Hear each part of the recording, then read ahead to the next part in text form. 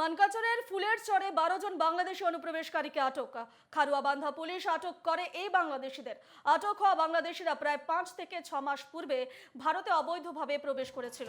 ভারতের বিভিন্ন রাজ্যের বিভিন্ন কোম্পানিতে কাজ করে বাড়ি ফেরার পথে মঙ্গলবার মানকাচরে উপস্থিত হয়েছিল 12 জন বাংলাদেশি।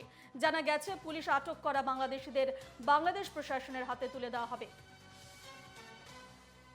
এ নিয়ে বিস্তারিত জানবো। ফোন লাইনে রয়েছেন আমাদের প্রতিনিধি কবির মণ্ডল। কবির, মানকাচরের ফুলের চরে 12 জন বাংলাদেশি অনুপ্রবেশকারীকে আটক করা হয়েছে এবং তাদের বাংলাদেশ সরকারের হাতে তুলে দেওয়া হবে, এমনটাই তথ্য। ঠিক কি আপডেট রয়েছে, কি জানতে পারছো বিষয়?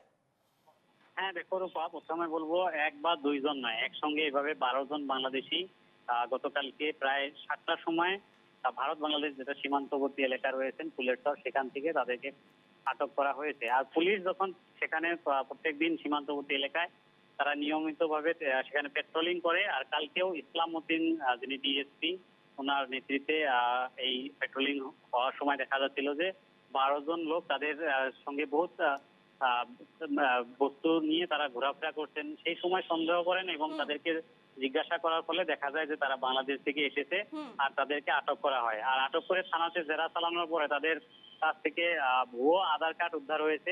যেসব ভুয়ো আধার কার্ড তারা ভারতে এসে বানিয়ে নিয়েছিল, কিন্তু তারা ইতিমধ্যে পুলিশের কাছে তারা স্বীকারোক্তি দিয়েছে যে তারা যখন ভারতে প্রবেশ করেছে, মেঘালয়ের ডাউকি সীমান্ত দিয়ে তারা ভারতে প্রবেশ করেছিল দালালের সহযোগে।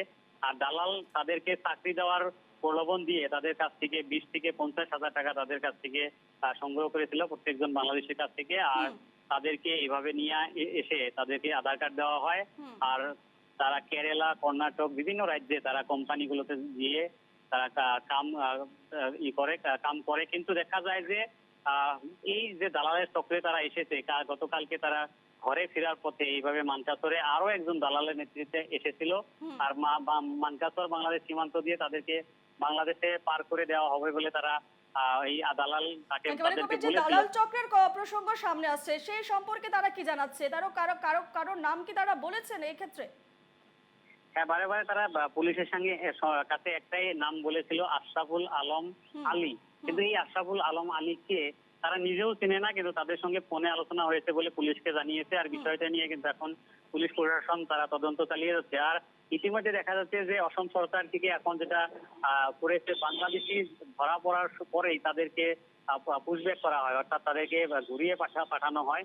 গতকালকেই রাত্রে প্রায় দুইটার সময় 45 নম্বর যেটা বিএসএফ রয়েছে, সেই বিএসএফ শিশুমারা এলাকা তাদের সহযোগী ইতিমধ্যে এই বাংলাদেশিদেরকে ইতিমধ্যে বাংলাদেশে তাদেরকে ঘুরিয়ে পাঠানো হয়েছে। কিন্তু এই বিষয়টা নিয়ে কিন্তু আশরাফুল আলম আলী তাকে নিয়ে কিন্তু ইতিমধ্যে দক্ষিণ সালমারা মানকাচর জেলা পুলিশ থেকে তারা তদন্ত চালিয়ে যাচ্ছে। সেই খবরের আপডেটে আমাদের নজর থাকবে কবির। আপাতত ধন্যবাদ।